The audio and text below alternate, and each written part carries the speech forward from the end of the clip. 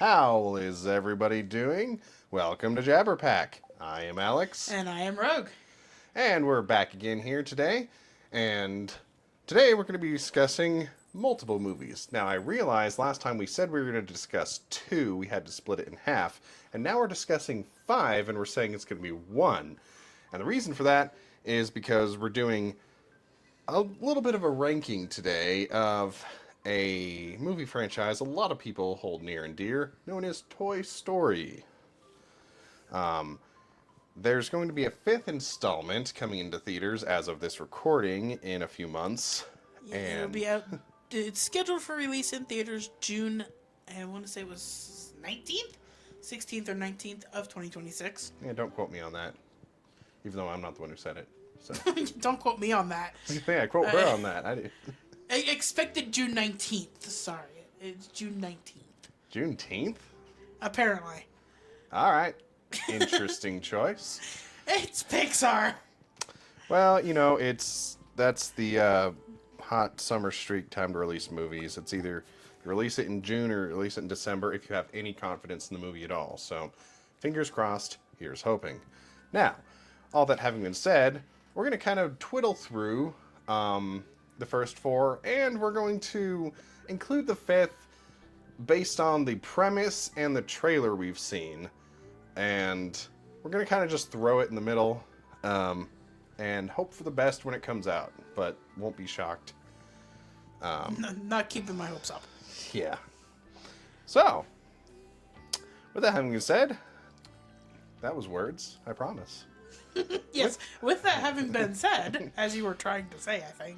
We may as well start right off the top with the good old original Toy Story. Now, what we're going to do is we've got the description of the movie here from IMDb, everybody's official, unofficial source for all things movies online. So I'll be reading the synopsis, or at least the premise, of IMDb, and we'll throw in our own description of the movie, spoiler alerts, ahead. So, a cowboy doll is profoundly jealous when a new spaceman action figure supplants him as the top toy in a boy's bedroom. When circumstances separate them from their owner, the duo have to put aside their differences to return to him. Yeah, that about sums it up. Yeah, you gotta go with classic movie trailer voice, though. Indeed. So, Toy Story originally was revolutionary at the time. I believe it was the first 3D rendered feature-length movie to come out. And so it was a big gamble on a lot of people's parts, but it paid off immeasurably for Pixar and launched their legacy right off the bat as quality movie makers. So, it's worth its place in the history books for that. Today, it's so easy to just say, oh, it's a CGI movie. That's just such a pervasive thing now. It's just is what it is. But at the time, it was something people really hadn't seen before. CGI was just used to supplement movies or maybe make a TV show. Because I don't remember what year. There's some TV show. A bunch of kids in cyberspace, but I don't remember what it was called. Reboot. It was called Reboot. And that was a fully 3D animated TV show, which I think actually did come out before Toy Story. But that's neither here nor there. I don't know, we could research it. Yeah. But Toy Story is your classic buddy movie where you have two people, well, toys in this case, kind of opposite sides of a coin. And, of course, one of the biggest running lines is that Buzz doesn't know that he's a toy, which is weird because he still freezes whenever Andy comes into the room. And why would you do that if you were presuming you were a spaceman? You would just think, oh, this is just a bigger alien. But, Maybe he was following the examples of the similar beings around him. That could be argued, So- except for the fact that he was opened and played with a little bit by Andy right after he got him, before he started interacting with the local toys. So why didn't he say or do anything at that time. I mean, if I was a space explorer and some giant yanks me out of my spaceship and starts twisting my arms around and hitting buttons on my spacesuit, I think I'd have a problem with that. But in reality, you might have a problem with it, but in all honesty, would you do anything to stop it since the being that is doing this to you is easily, what, 20 times your size? You would if you were a true space ranger. I doubt it! You You gotta preserve your calories. life! You want to preserve your own life! Okay, if it was me, yeah, sure, absolutely, 100%. Or I'd just be accepting my fate that, okay, I'm about to die. So, what can you do? That's a little dark. No, it happens to me in nightmares all the time when I'm in a scenario where I'm like, okay, I'm screwed. I don't even fight it. I'm like, all right, I'm going to die, whatever. Especially if you become consciously aware that it's a dream and you know it's just your subconscious being a total douche to you. You're just like, okay, whatever, fine, kill me then, brain. If that's what you want, whatever. I'd be doing it just to see how many times I could respawn. Just respawn at the last checkpoint. It's fine. My brain just thinks it's in a video game. It's okay. Well, I know I've had dreams where I've been in a movie, and yet you're in the movie, but not as like an actor.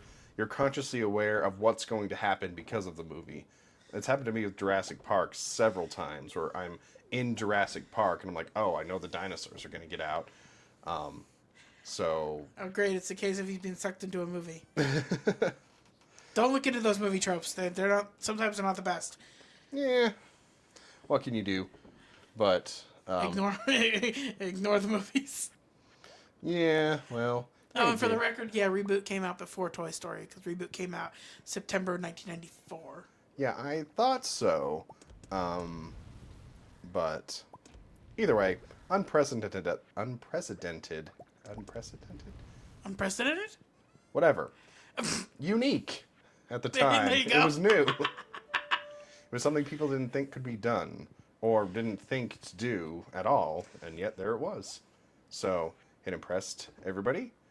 And I was too young when Toy Story came out to remember seeing it in theaters, or to remember whether or not I saw it in theaters. But what I do remember is, for some reason, we absolutely had to have the Burger King collection. I think it was Burger King, because they had an RC car, a Buzz, and a Woody that you could, and they had little like notches in them so you could put them all together. Nice. And this wasn't just the kids' meal toys. It's something extra you had to buy, kind of like when Pokemon had those gold. The gold Pokeballs with the gold. Yeah, so it wasn't like coin. the kids' meal toys. It was something a little extra. And probably for the next 10, 12 years after that came out, for the longest time, you could always find at least the RC car at thrift stores. You'd just see them lying in the bins. And that's the one we didn't have for the longest time. We had the Woody and we had the Buzz, but we couldn't get the dang RC car. Every Burger King, or maybe it was McDonald's, I don't know which one. I feel like it was Burger Every King. fast food chain. Whoever was selling it, they were always out of the RC car. And it wasn't until like 5 years later that we finally got the dang RC car from a thrift store. Yeah, that tracks. But we finally completed the collection. You just absolutely had to have those. And of course, I always wanted a remote control one, because this one wasn't remote control. I think it was either just neutral wheels, or it was one of those that you pull it back and it goes. I think every kid growing up in the 90s who watched Toy Story wanted a remote control RC. Yeah. And a Buzz Lightyear, which they actually did make eventually. I don't know about the Buzz Lightyear. I never wanted I do remember, I never wanted the Buzz Lightyear, but I always wanted the RC car. Yeah. Well, it was because of that RC car I got into RC cars to begin with. But I got a Buzz Lightyear as a kid. Played with it for a couple years, and then I remember I ended up giving it to my cousin for his birthday. And me being super broke, I wrapped it in grocery bags. And I remember quite specifically when he was trying to pull the grocery bags off to see what I got him, he hit the button that made him say, "I am Buzz Lightyear, I come in peace." Like, well, way to spoil the reveal there. Well, he was just coming to life at the most inopportune time. Yeah. But yeah, I remember they came out with a few Buzz Lightyears. I had the first run of them, but then they had some that came out that were like silver and had extra buttons and functions and stuff. But Yay, let's change the color and add additional features to sell more. yeah, consumerism at its finest, you know, because when one sells one year, they have to have a reason to have parents go out and buy the one next year as well. So, Yeah, fair enough. but I remember being disappointed that the Buzz Lightyear in real life didn't do the helmet whooshy thing. Which I understand because the possibility of a kid getting like pinched or hurt, having something quite that spring loaded, is fairly high. Also, the wings didn't flail out; they just pulled out manually. Disappointing. Yeah, very disappointing. And like I said, the helmet had two halves, and the back half was static. You couldn't move it; it was there the whole time, and only the front half came up to reveal, his face. Oh, come on. So wait, you're saying in the 90s, they were very cautious about how they built a Buzz Lightyear toy so that it didn't resemble the actual Buzz in the movie, yet we had Cabbage Patch dolls and Furbies. Yeah, we also had Polly Pockets that people could choke on pretty easily. Hey, I had Polly Pockets, okay? Oh, I thought they were awesome, and because I love it when they make miniature things. They're like micro machines. It's so cool when you just have something that's small that they put all the details and you have moving Yeah, I think parts. we're getting off topic, though. I'm impressed. But no, the point is that they had things like that, but couldn't think to make the Buzz Lightyear toy more accurate to the movie because it was quote unquote too dangerous. Yeah, the helmet didn't do that whoosh thing. I don't. We won't talk about how the wings is probably for the better. Well, but what's funny is I don't know that they did it for safety or if they just did it for simplicity. Probably for simplicity, they won't pay the extra $10. Yeah. So, but yeah, in the movie itself, like you said, it's probably better the wings don't pop out because Sid wraps Buzz with several rounds of duct tape, and the mechanism that deploys Buzz's wings was strong enough to cut through multiple layers of duct tape. That's because it was dollar store duct tape. It so. wasn't name brand. It was just dollar store duct tape. It was easier to break. Well, I mean, his dad was a drunkard, so it's probably the best he could afford was dollar store duct tape. So, Well, fair enough. but even point still stands. If it's strong enough to cut through several layers of tape, it's probably not safe to be in a kid's toy. So maybe a good call on that one. I don't know. Even today, I feel like there are plenty of spring-loaded toys that are not far off from how Buzz's wings were portrayed in the movie. So, what's that saying about today's society? Yeah. I mean, nowadays, I want somebody to engineer the whoosh thing into the helmet. If somebody hasn't done that, get on that. And if they have done it, we need to know. But, so, Toy Story is a movie I grew up mostly watching on VHS, eventually DVD. Again, Google it if you don't know what that is. If you don't know what VHS is, he means. Yeah. And it was one of those de facto movies that seems like absolutely everybody had in their house. There's something about Toy Story that was so entertaining or inoffensive enough that it just seemed to be a movie that every parent seemed to own. Every house I ever went to, Toy Story was on the shelf. Well, I mean, it's Disney Pixar, so... But yeah, I mean, there's other Toy Story movies, other Disney movies that weren't necessarily that widespread. Like, I don't know that every house had, like, Snow White or whatever. But I think we mentioned it with Lion King as well. Lion King was one of those that just everybody owned for some reason. Yeah. Oh, probably because it was good. Fair, true. Yeah, you gotta stick with the good movies. Yeah. But that's the majority of my childhood memories with Toy Story. I mean, obviously I liked the film a lot. And as an adult, I appreciate the film even more because there's a lot of lines in there that maybe only adults would appreciate. Not that they cross any weird lines. Well, actually, Toy Story 2 has some controversy with that. We'll get to that in a minute. But, but like, you know, one of my favorite lines from the original is, Woody's saying, "The words I'm looking for, I can't say because there's preschool toys here." You know, and that's something that only an adult would really appreciate. I mean, I'm sure kids can kind of get the joke too, but, you know, that it's writing that appeals to both. It's writing that can entertain both children and adults. Yeah. Suitable for all ages. Yeah. So,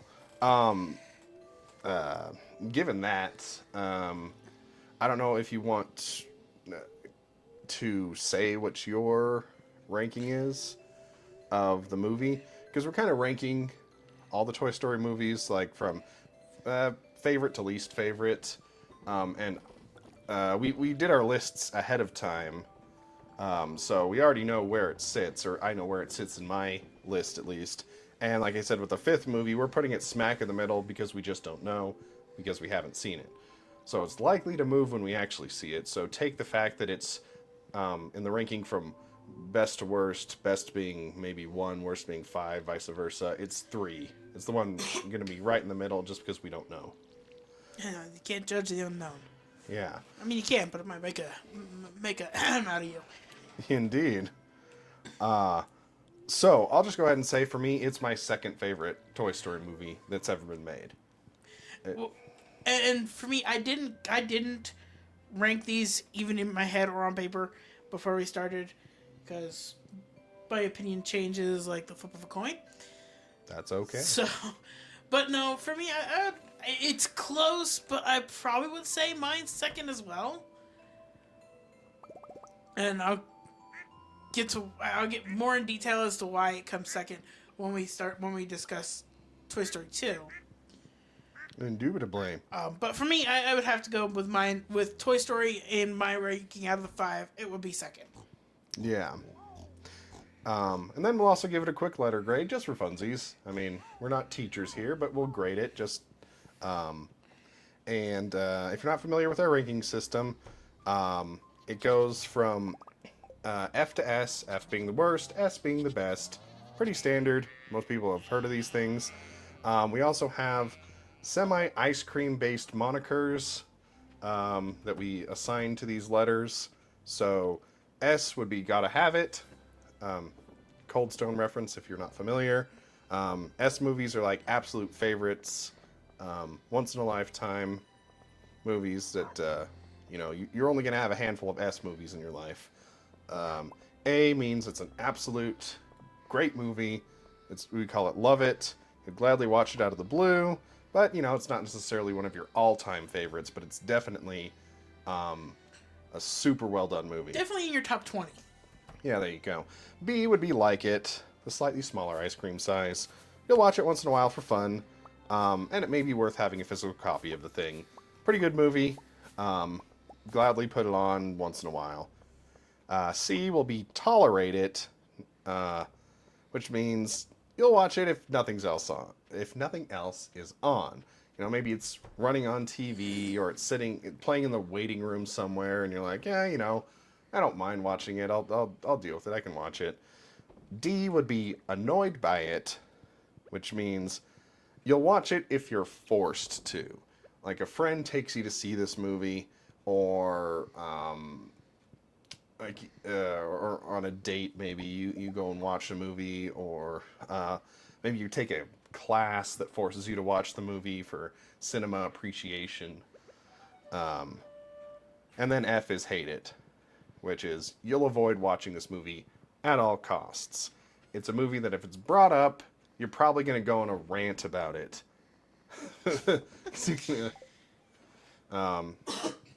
Which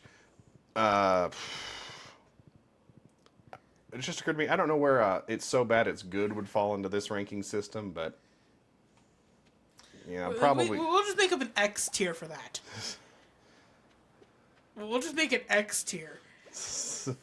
Because it's an exception to the ranking system. Or it could be like F+. It's a really bad movie, but it deserves merit. Or we could just make it an E. Oh, okay, yeah. For the fancier schools that are a little pretentious that way. And we'll just make it an E ranking. So it's just so bad that it's stupidly comical. Yeah. Can't think of any examples offhand. I think the most famous so bad it's good movie is probably The Room. If you're not familiar, that's okay. Never heard of it. It's okay. It's a thing to behold. It's an independent movie. Is it sad that the first thing that came to my mind was Cats? Oh, the live action Cats? The older. They made an older one? There was one. I mean, well, it's. I guess technically it's the only one on disc or no, because they did come out with one recently. Yeah. There's an older one. Oh. There was an older version that came out in it was like 80s or 90s because I grew up with it. Oh, okay. Yeah, that's... So yeah, there's an older version of Cats that's Yeah. on like VHS or DVD. Oh, no, there was a weird performance capture Cats movie that came out a few years ago, and a lot of... No, I'm not talking about that one. Yeah, a lot of people say it's the worst movie ever made, but I've never seen it, so I couldn't tell you. Yeah, no, I'm not talking about that one. I'm talking about the older one, which I think was based on the original Broadway. Well, either way, it's based on the Broadway. Yeah, but it was based on the original, like... It it's came out... It's a better version, but it's one of those that I would classify as it's so bad it's good. Fair enough. All right. Well, that having been said, we've got gotta have it, love it, like it, tolerate it, annoyed by it, hate it. S to F. I give Toy Story, the first one, the original, an A. Love it class. It's a wonderful movie. Classic. Gladly throw it on anytime. Absolutely nothing wrong with it. And I'm probably going to get some hate for this. I'd give it a B. I like it. It's a good movie. It's well done, especially for what it is when it came out. Because of how revolutionary it was. It is a good classic movie. For me, though, it's not one that I throw on immediately, but I would watch it every once in a while because it is good. It does deserve those watches. Totally fair. I mean, there are a few parts of Toy Story that didn't age super well, mostly due to the technology at the time. Like, the humans look a little cringy, the dog looks a little sad, but, you know, I'm not going to... Those are also minor details in the movie. I mean, let's be honest. Yeah. So, but... all in all, great movie. If you for some reason haven't seen it, it's on Disney Plus. Give it a watch. Worth it. Indeed. Or you can probably find the VHS at the thrift store. I mean, you could, but you got to find a VHS player for that first. Yeah, I don't even think we have one anymore. Finding a working VHS player is that's the tricky part. Oh, yeah. But on from VHS onto the big screen, because Toy Story 2 is the only movie I can remember from this list of Toy Stories that I specifically remember seeing in theaters. I went and saw it with my cousins, the same cousin who I gave the Buzz Lightyear to, and his siblings and parents. Went and saw it at Megaplex 17, which 17 is my favorite number. Not that any of that's important, but... Specific memories. Yeah. But yeah, I remember seeing it in theaters and having a grand old time.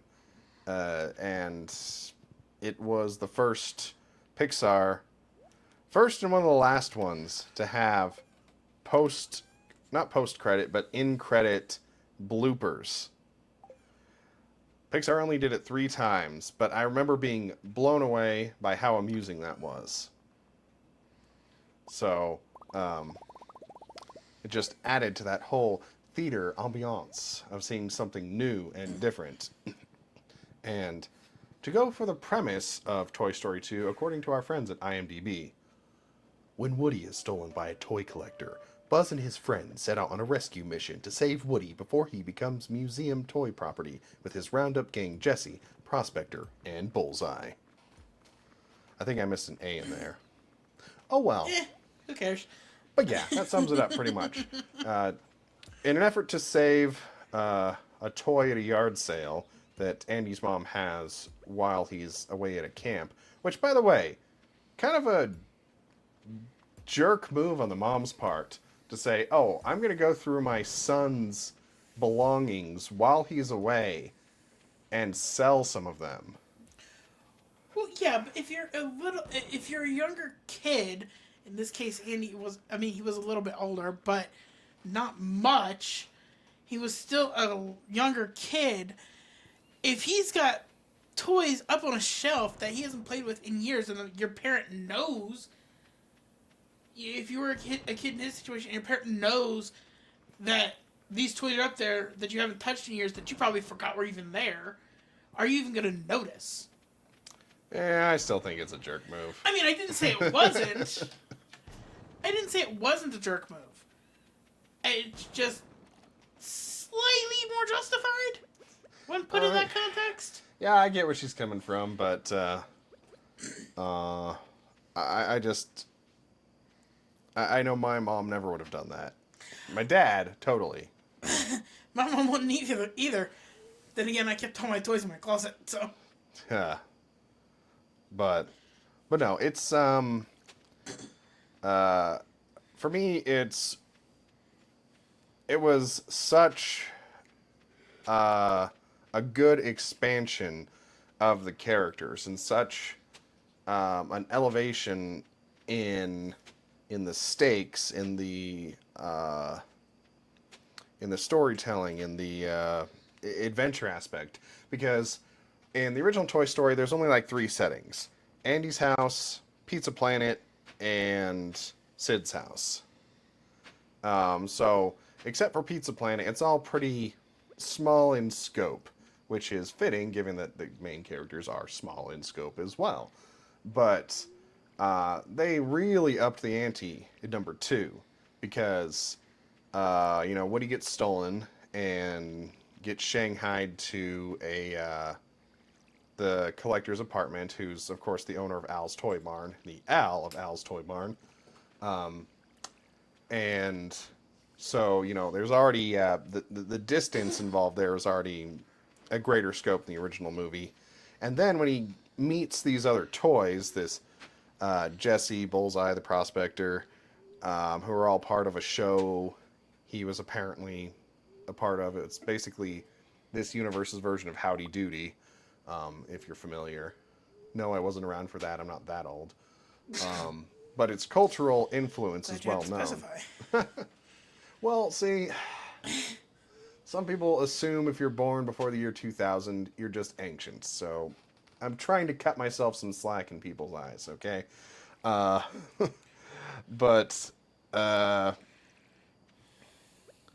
he gets presented with this rift of a decision because he doesn't know what the most ethical thing is to do. Because clearly the main motivation of the first film is get back to Andy, get back to his owner. And Buzz goes through his existential crisis in the first movie, realizing, oh, I'm a toy, I'm not actually a space ranger. And Woody has to convince him that being a toy is a great thing and that they need to be there for their kid. And so hijinks ensue. But in this movie, the quote unquote right thing to do isn't clear cut because Woody's the crown jewel of this collection, and the collector's selling it to a museum. And they're not going to buy it if Woody's not in there because he was the star of the show. So without the original Woody doll, the collection means nothing, which means all of the toys that he just met, the other Woody's Roundup toys, go into storage. And so they just live their lives just trapped in a dark box. And so Woody has to contend with this, that, okay, I have this obligation, this responsibility to my owner. And in the first movie, that was absolutely undeniably the gospel truth of the most important thing. But now it's like, I have this chance where I can save these other toys, and I'm going to be at this museum where a lot of people might see me and, have their warm, fuzzy nostalgia, and so he might potentially live a longer life being out of the hands of children, but in doing so, bring joy to countless children and adults at this museum, and also effectively save the lives of these other toys. So the right thing to do isn't so clear cut. And I appreciate that they put that moral conflict in the movie. And I feel like that added a whole lot to it. Uh, but that's my blabbering on. Uh, so, Well, see, unlike you, I didn't. I don't remember ever seeing Toy Story 2 or, frankly, any of the Toy Story movies in theaters. But I always remember having the either VHS or DVD versions of them, or later on streaming versions. Excuse me, sorry. So I don't remember any specific memories with it, but I always remember liking Toy Story 2 mostly because of, one, the bad guy or villain for Toy Story 2, which, spoilers, being Prospector. yeah. Voiced by Kelsey Grammer. Indeed. Well, with having Prospector be a kind, I guess, most basic definition is a two-timer in the movie, because he plays nice with Woody when he first shows up, giving him praise. Oh yeah, he's the main part of this collection, and filling his head with all these ideas of what things could be like.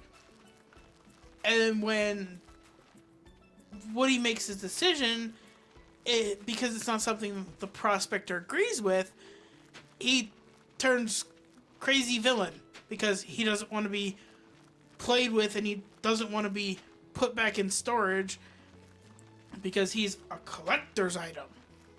Yeah. So it's one of those where he's a villain who gives our protagonist the illusion of choice when really there was never a choice. Because he explicitly says at one point in the movie, "It's your choice, Woody." Dog disagrees. Apparently. She was just saying, no, it's not his choice. Yeah, exactly. She gets it. Because when Woody chooses against his wishes, then he goes full villain and traps him and, forces his hand. Yeah. So. But I guess for me, I also really like the movie because with the original Toy Story, it is very much, and again, this is coming from a girl's perspective, very much a boy adventure. Because every main character in the movie is male. You have the side character of Bo Peep, who is there, makes a little bit of an appearance, but it's a boy adventure, let's be honest. What about Jessie? She doesn't, she's not, I'm referring to Toy Story. Oh, sorry. Okay, see, I'm referring to Toy Story. Okay. It is very much a boy adventure. Okay, my bad. Toy Story 2, what I was trying to say is one of the reasons I really like it is because they introduced Jessie. Because they have this main female character who understands both sides of Woody's dilemma and doesn't blame him for whatever choice he makes. And when she's given the opportunity to become a central part of a kid's life again, to be played with again because she was once, she's thrilled at the prospect, although very nervous about it. Yeah. She's thrilled with the idea that it's possible. Yeah, and from an adult's point of view, they probably look at Jessie and see her story as somebody who's been through a long, emotionally damaging relationship. Yeah. So, because, a lot of people when they've had a bad relationship, the cliche is people say, okay, I'm never going to date again. I'm never going to love again because I've been hurt too much by this. And she also is showing Woody kind of the inevitability of being a child's toy is, well, children grow up. That's kind of what they do. And so she shows this path of pain to him of here's what happens when my kid grew up. I got abandoned. Whereas, if I remember the Prospector's point of view is, I don't think he was ever, he was in his box, so he was never... He was never played with. He was always just a collector's item. Yeah, so he never had that it's part of his villain arc, man, is he never had that connection with a child to know what it's like to be brought to life. Which it's very weird that Jesse uses the term in the movie. It's almost like you're alive. That brings interesting questions about the toy's sentience in this Toy Story universe, because clearly the toys are alive, and Sid explicitly said that in the first movie, is the toys are alive, but then Jesse, a living toy, uses the phrase, it's almost like you're alive. So just somebody do a theory about that and deep dive into that, because there's no, but there's a difference between being sentient and being alive. You can have a conscious, a sentient conscience, and actually, have the functions of a normal being, actual being, but that doesn't necessarily mean you're alive, depending on your definition of how you're looking at it. Anyway, I think that's not part of the morals the movie's touching on. Yeah, no, probably not. Maybe we'll see if they get to it in Toy Story 5. But anyway, there's a lot of points in the movie that make you think, like, okay, what is the right thing to do? What should the main character do? What would I do? I mean, obviously I'm not a toy, but, there's similar decisions you make in life. And it's one of those that speaks to adults a lot as well, that, like me being a chronic people pleaser, there's so many times where it's like, I don't know the right thing to do, because you get backed into a wall with decisions sometimes where no matter what you decide, somebody is going to get hurt. That you're going to make a decision, and you want what's best for everybody, but you have to do, what you see as the best thing, and you're not sure what it is, because there's no easy out win-win situation for everything. So it's one of those where, again, as an adult, now that I watch it, it speaks to me even more than it did as a kid. As a kid, I appreciated it, but as an adult, I'm like, dang, there are so many times in life where I'm like, ugh, what is the right thing to do? Because I'm going to do something, I have to make a decision, and it's going to just cause havoc no matter what, but I've got to do what I think is right. Yeah. So, and I think a good movie makes you laugh. It makes you think. And laugh. The movie, I think it ups the comedy. I mean, who doesn't remember the crossing the road with the cone scene? Yeah, the semi-truck trying to do a unrealistic turn. Yeah. Because let's be honest, there's no way that semi-truck with that payload would have been able to swing its trailer around to completely miss every single one of those cones. Because it's literally impossible. Not to mention for anybody who knows, that's some real creepy Final Destination nonsense. Yeah. But we won't go into that. That's a whole different can of worms. I'll throw out an eek. Yeah, we won't go we won't go down that road. Oh.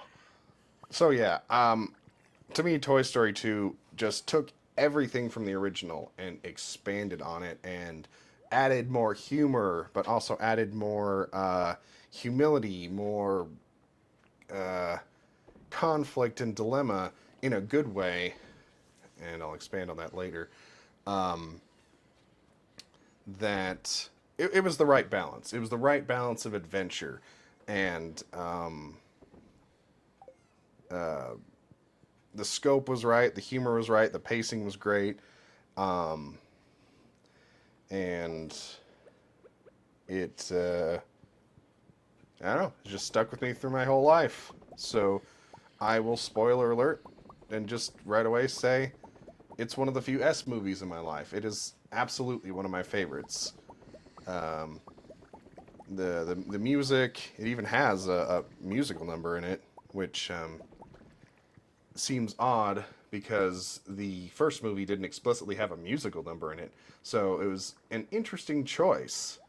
So yeah, but it just fits. Yeah, it took risks, and they all paid off, in my opinion. So I guess fair to say, out of all of the Toy Stories, your Toy Story 2 ranks number 1. Absolutely. Totally tops the chart, which already is going to be a little controversial for some people listening, because I know that there's another one a lot of people say is the best Toy Story movie, and we'll get to that. But for me, Toy Story 2 is number one. 2 is 1. Yeah, I will agree. Two makes, although barely, no, Toy Story 2 does make number 1 on my list as well. Mostly because I love the addition of Jessie into the Toy Story universe. These noises are coming from the chair. I'm concerned that you felt it necessary to elaborate. As for my letter ranking, I will say it's not as high. My letter ranking is an A. It is a movie I do love to watch. I will watch several times, but it's not my go-to movie by any means. That's all right. It doesn't have to be. And then now we go on to the probably most controversial movie on the list, which a lot of people swear by, say it's the best, the best out of the Toy Story series. And for those who haven't picked up, I'm referring to Toy Story 3. All right, let's take it away. IMDb description. The toys are mistakenly delivered to a daycare center instead of the attic right before Andy leaves for college, and it's up to Woody to convince the other toys that they weren't abandoned and returned to home. Neat. A+. So, yeah, that more or less sums it up.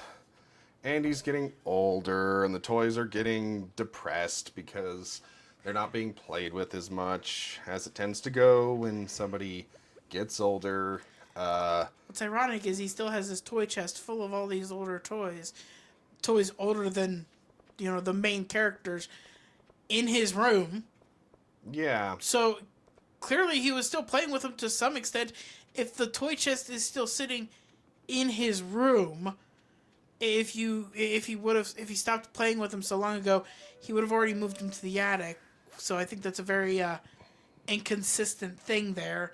Because I don't know about you, but if I stopped playing with a toy, usually I wouldn't keep it for several years after, still sitting in my room, of all places, taking up valuable space. Yeah, the exception to that as an adult is plushies. Okay, I said toys. Hey, plushies are a class of toy. Plushies don't count. Plushies are a different category. I am talking toys. Okay, fair enough. Like dolls, action figure, toys. Yeah. Plastic toys. Well, yeah, but see, my mom is always giving me some anyway. Anything that's an airplane or a space shuttle, no matter how cheap or inaccurate the model is. There's a difference between having something as a collection and having toys that you play with. Yeah. He's got them stored in a box in his room. So clearly he wasn't playing with them. Clearly he's not displaying them as collector's items. It's what I would have done if I was sentimental, because I've got some toys from my childhood that I've kept through the years. I think we all do. But let's put them on a shelf or something, man. Come on. Yeah, I mean, if you're that sentimental to them and you're planning on keeping them, you're going to display them, not keep them stored in a old toy box in your room that you don't open. Yeah. And it's very much implied in the opening of the movie, unless I'm misremembering, that they haven't seen daylight for some time because they're stuck in this toy box. Yeah. So tell me that's not very oddly inconsistent. Yeah, I don't know Andy's motivations. I can't speak for him.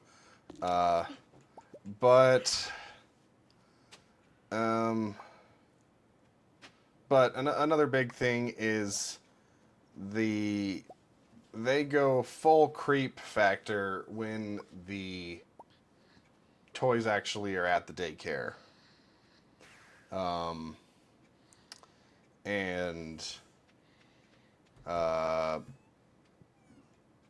There's some humor in the movie. You mentioned daycare. My wolf doesn't like that. Oh dear. Daycare means children. Eek. No. Well, that is one thing the movie does really well, is they demonstrate the horrors of young children. Okay, fair. That is fair.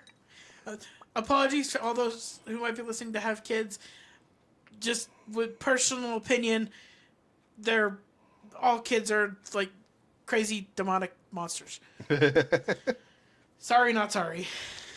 Every once in a while, a kid will surprise me, but in large part, I said most. yeah, in large part, No, thank you. yeah, no, thank you. So, Just simply no, thank you. yeah. But anyway, you were saying I kind of interrupted you. My apologies. But they do a really good job of just how messy, destructive young children can be. And, we all were that way, and I cannot respect my mom enough for going through all that. She deserves trauma therapy for having gone through the process of raising a young child, especially me. I had an infinite pile of energy that no longer exists when I was young. So I think all parents deserve an award of some type. yeah, and I'm okay with not getting that award. No, thank you. That is one thing that will never happen. I will. Barking up the wrong tree. Yeah. Barking up the wrong tree. Yes, indeed. You're barking up the wrong tree. And so I will take a back seat to all the parents out there and say, you have all my respect. You have one of the most difficult jobs in the world, and good luck with it. I'll pass. Anyway, but this daycare, in addition to showing how demonic children can be, they go above and beyond to turn it into a Nazi concentration camp, more or less, when it's very clear that the toys have no freedoms. They're under the regime of the movie's villain, known as Lotso, who ironically is really popular in Asia overseas. Well, he's not just there. He is the reason a lot of people think that the movie is so good. Is because of Lotso. For some reason, I don't understand it myself, but a lot of people think that he is this great character, which, in retrospect, as a villain, he does portray a really good villain. He is a really good villain. Yeah, because one of my problems with Lotso, though, is he follows the exact same villain arc as Stinky Pete the Prospector in Toy Story 2. He starts as sympathetic, as helpful, as friendly, but when the toys, our protagonist toys we've come to know and love, try to have any kind of freedom and try to make any decision that's against his, then he shows his real hand, that he's forcing them to be imprisoned and to do exactly what he wants for his own purposes. And I'm like, that's the exact same villain arc as Stinky Pete. We've seen it before. They've just upped the ante by making him a concentration camp, commandant, if you will. Yes, but see, one of the biggest differences, though, between the Prospector and Lotso is that the Prospector had never been played with. He'd never been owned. He was always in his box. Never had a kid own him. Which, again, spoiler, that changes at the end of the movie. Yeah. But he had never had a child play with him. Lotso did. Yeah. And if you remember the story arc for Lotso, he was abandoned and replaced because he got left. He accidentally got left somewhere. And because kids are kids, kid probably cried and whined, so parents went out and bought her a replacement. That's fair. I remember during one of my birthdays, I lost just a smiley balloon. It was in the car and somehow it became detached from its ribbon and flew right out the window. Just absolutely devastated me. But then my mom bought me like 3 more. I'll still mourn the loss of that balloon forever. But I... But no, so the comparison between the two, it is valid, but there's a little more to Lotso, and I guess that's where maybe he gets a little more sympathy points from audience, is because he was replaced, and so he turned absolute villain. Yeah, he's kind of like Jesse plus the prospector because he had good memories with a kid, but then he was abandoned and replaced. Whereas Jesse was just abandoned over time, or he was like replaced, which again can speak to adults who have been through some painful relationships. If you had a good relationship and you don't understand why it ended, and you see that relationship partner pick up where you left off in your eyes with somebody else, you're like, why? What's wrong with me? I did everything I could to be who you wanted, and then you just replace me. Yeah, the best summary I can give is comparing Lotso to the victim of a cheater. That's fair. Because that's not far off how it is. It's just you automatically get replaced by, even though could basically be somebody who looks similar to you, acts similar to you. You're just replaced because they think it's a better model, whatever. Yeah, but you But know, we won't go into that topic of discussion. yeah, but so Lotso's like somebody who got cheated on, but then turns into a serial killer.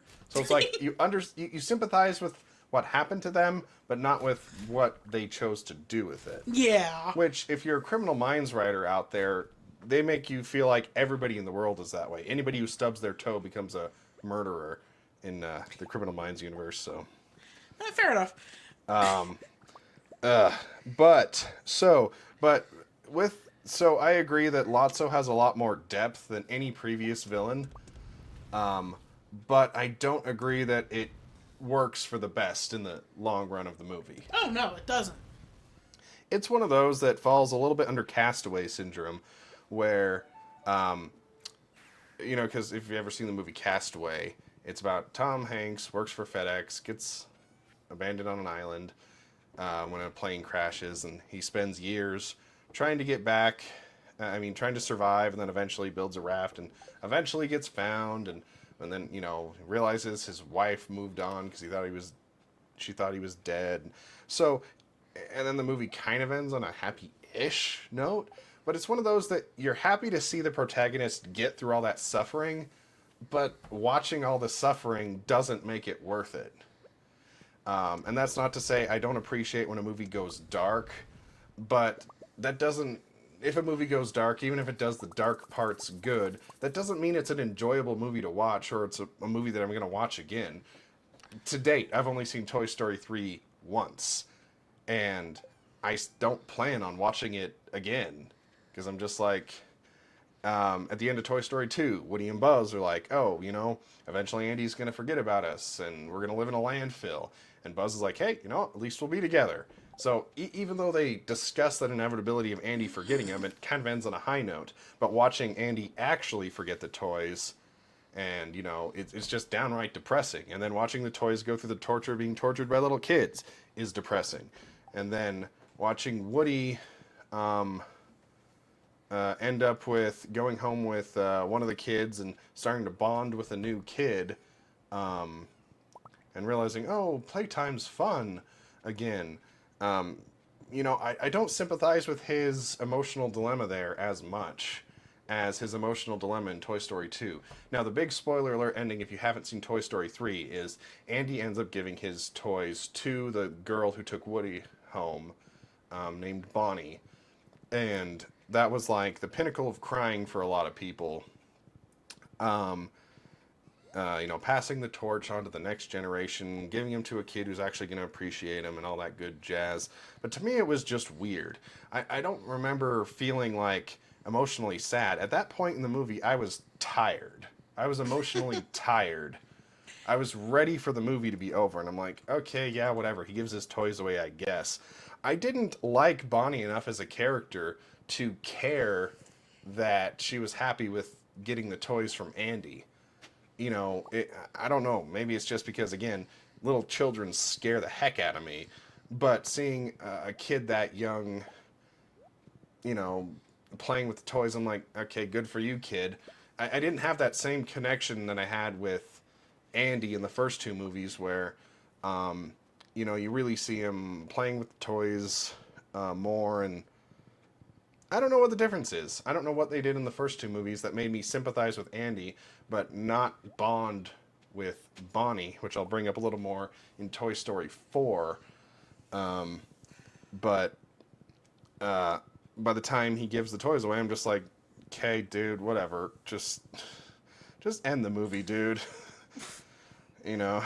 Well, I think for me personally, one of the reasons, and this is just me, I think one of the reasons I'm more endeared to the first two than Toy Story 3 does have to do with you don't see that relationship that they have with you don't see the relationship the toys have with a human because Andy is growing up. He's going off to college. He's not involved in any really of the plot of what's going on in Toy Story 3, where he was heavily involved, albeit off screen, in 1 and 2. Yeah. So it's one of those, and with the introduction of Bonnie, it's like, okay, well, we need, because we can't keep Andy young forever, so we need to have somebody take his place. Let's make it a little girl. Yeah. I guess. So it's one of those, it feels like a last minute back burner decision to have Bonnie kind of quote unquote take over as the human being that owns the toys. Yeah, and I guess it's kind of like the newer generation Star Wars characters, Finn, Rey, whatever the other guy's name is, Poe. You know, it's like, okay, this is the next generation that they're passing the torch along to, but you just don't like them as much. They don't get you hooked onto the characters the way they did originally. So it doesn't give you that emotional grasp that they were hoping for to make the audience cry. That's Pixar's goals. They want to make you cry at least once in every movie. And the cry moment in Toy Story 2, I think, was Jessie's song, you know, which I didn't cry at, but I still felt the emotion there more than I felt it here. It felt a little more deliberate, like, okay, we're telling a good story, this is where we feel the story's going, and it's going to hit this point that's going to punch you in the gut. It felt like we want to punch you in the gut, so they came up with a gut punch from the beginning, and whether or not it was natural for the story. But then you have to take into consideration they actually had 2 in there. Oh, yeah. Oh, yeah, the death scene, or the furnace scene. Yeah, because you gotta count that, because that's another reason that people find, or that I believe people find it so amazing, Toy Story 3, is because of the quote-unquote depth of the furnace scene. Right. And being rescued by, and them coming to terms with being destroyed and then being rescued by the aliens. And I'm sorry, but the movie could have done without it. It didn't need that. Well, and again, it was one of those... From a lot of people look at that and say, filmmaker gravitas, beautiful, beautiful. Throw Academy Awards at it. But I'm like, you're just more character suffering. Just suffering. And yeah, people are like, oh, it's symbolizing the gas chambers from the Holocaust. Like, yeah, yay, kids movie, Holocaust, gas chambers. I mean, let's be honest. Though, if we're talking comparison to the Holocaust and all of that, the whole movie is that way. Yeah. Because let's be honest, you've got the daycare representing a Nazi concentration camp, with the toys being segregated into different rooms, different areas. Lotso being more or less akin to Hitler. Sorry, not sorry. And then the gas chamber being represented by the furnace. Yeah. I mean, honestly, the whole thing is the whole Nazi-esque recreation made kid-friendly. Yeah. And I'm all for teaching kids history and stuff like that. And again, I can appreciate when a movie goes darker. I mean, there's some movies that just go too dark for my liking. And this movie didn't go so over-the-top dark that I'm just like, oh, it traumatized me. It just makes it a chore to sit through and watch. And that's why it bothers me so much, is most of the time it's like, okay, sure, did they make beautiful storytelling decisions that took years of going through writing in college and refining their writing craft to show this depth of suffering in these characters. Sure, fine. Give them a gold star. Give them an A on their essay. But that doesn't make it a good movie that I enjoy watching. I mean, sure, people will say it's objectively a good movie, but that's for me where Castaway Syndrome comes in. Castaway is objectively a good movie by a lot of people's things, but it is a chore to sit through. I watched it once, and I'm never going to watch it again, but I can appreciate the movie. I don't hate the movie, but I'm never going to watch it again. And I feel that way with Toy Story 3. It's like, okay, great. You show a lot of suffering, and that's art for some people, but it's not for me. So, I think I've beat the horse on this one. My least favorite movie, Toy Story 3, by far. Yeah, I rank it 5 out of 5. Meaning, worst out of 5. Yeah, being the lowest on the list. 1 being the highest. 5 Yeah. being the lowest. Let's be clear. 5 is the lowest number on this ranking system. Yeah, And it's this number number 5. ranking. It's number 5. If I were to give it a letter grade, D. Annoyed by it. I will only watch it if I'm forced to. I'll tolerate it. Fair enough. So mine would be a C. I honestly, for me personally, there's not a lot of movies that I personally would ever get annoyed by. There are a few, but I wouldn't say Toy Story 3 is one of them. I will tolerate it. I'll watch it if it's on. If there's absolutely nothing else. But believe me, I would rather doom scroll on Facebook and YouTube than put it on willingly. Yeah. So if it's playing in the doctor's office, playing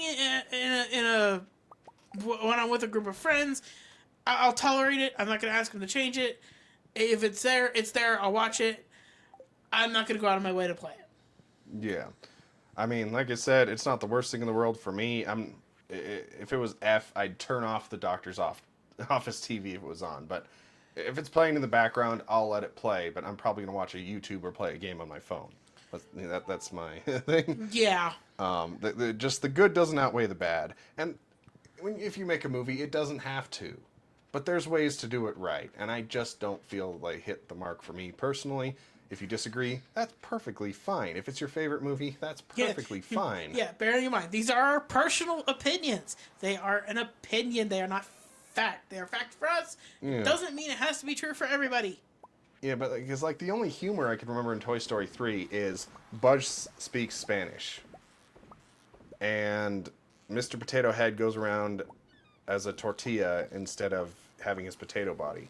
Those are the only humor things I can remember in the movie. There's probably more. I know that there's like Barbie and Ken humor, and that's probably the only legitimate humor I can remember from that movie, is some of the lines between Barbie and Ken were kind of funny.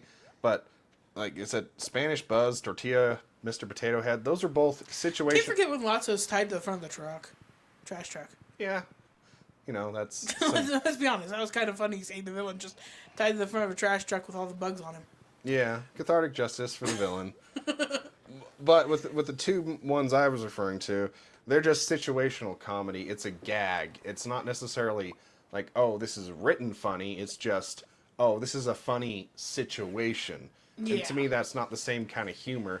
I mean, you could be argued that the truck, crossing the street is a situational comedy, but it's funny in how it plays out. They're trying to cross, because the premise is they're trying to cross the road, and they're doing it with cones.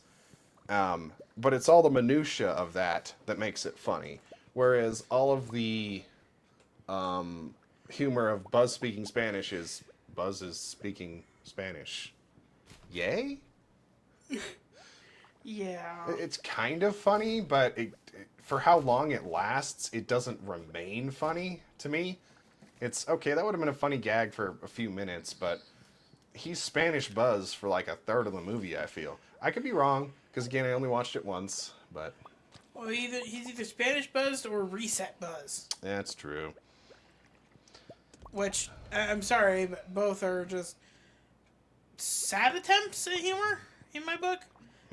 Honestly, no offense to filmmakers or anything like that. I'm sure it took a while to write the movie, but... Oh, yeah. definitely falls on the lowest end of the Toy Story franchise. All right.